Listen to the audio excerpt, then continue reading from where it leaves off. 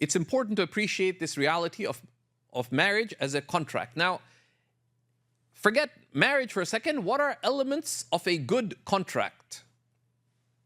What are elements of a good contract? So I'll ask you a couple of questions. Please do respond. The first of these is that what is the purpose of a contract? Let's say you got somebody to do some work for you. Okay. You decided to paint your room fuchsia, whatever fuchsia is, but it's some dramatic color. So what would you want in the contract? Why would you want to put it in a contract? Okay, to have a default, but what do you want to do with the contract itself? Yeah, to have terms that are agreed upon. Why do you want to agree on the terms? In case something goes wrong. In case something goes wrong. So that you don't have dispute. Right? So you don't have dispute. That afterwards said, it was a lot of work. So I want $50 extra. No, we agreed on $250 and you did exactly what was in the contract, so that avoids dispute. So contracts are very powerful, right, in that they have three key roles. The fulfillment of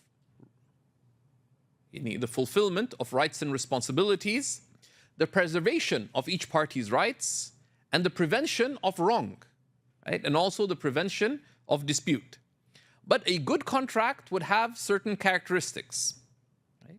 One, it would have clarity of terms, right? It would have clarity of the terms that are significant. Right?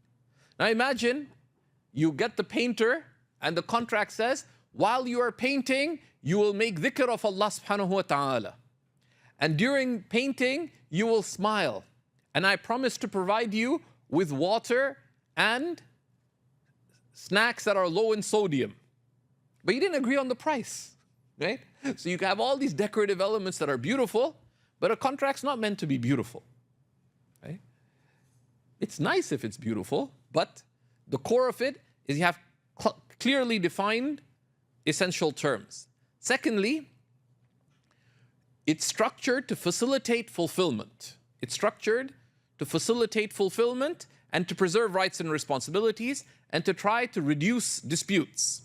One of the great scholars of Islam, Raghib al-Isfahani, and he should be more known than he is, certainly in the English language, although there's a wonderful book on the ethics of Raghib al-Isfahani by a wonderful Kiptonian scholar, Professor Yasin Muhammad, and the PDF is floating online, actually legally, because he himself put it up on academia.org for those interested.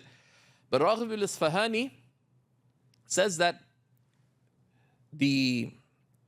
contracts are not needed in the presence of love, but nothing restores love when it is challenged like agreement.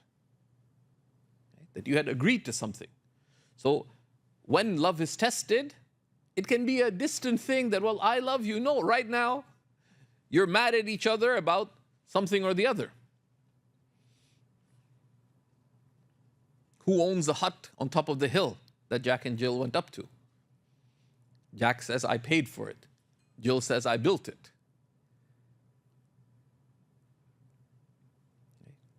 But if they'd clearly defined terms, that facilitates the restoring of that love, that connection between the two. La ilaha illallah Muhammad Rasulullah.